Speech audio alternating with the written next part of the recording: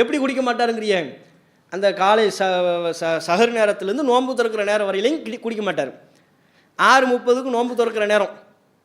நோன்பு திறந்த உடனே பள்ளியாசில் கொட்டராகஞ்சி வாங்கி வச்சுருப்பார்ல, அது எல்லாத்தையும் வச்சுப்புட்டு வேக வேகமாக விருட்டு இப்போ பாத்ரூமுக்கு போவார். நிறைய சுன்னஜமாத் பள்ளியாசிலையும் நம்ம பார்த்துருக்கோம்.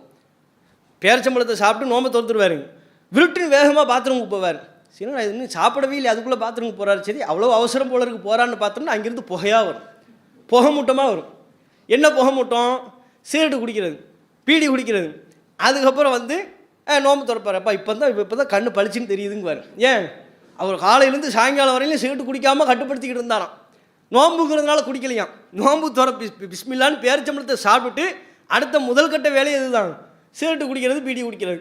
இப்படி இருந்தால் அந்த அப்போ தீமையை நோக்கி அவர் செல்வார். இந்த தீமையை விட்டும் அது நோன்பு தடுக்கவில்லை என்று சொன்னால் நபிகள் நாயகம் ஸல்லல்லாஹு அலைஹி வஸல்லம் அவங்க நம்ம கேட்குறாங்க, அது எப்படி நோன்பாகும்?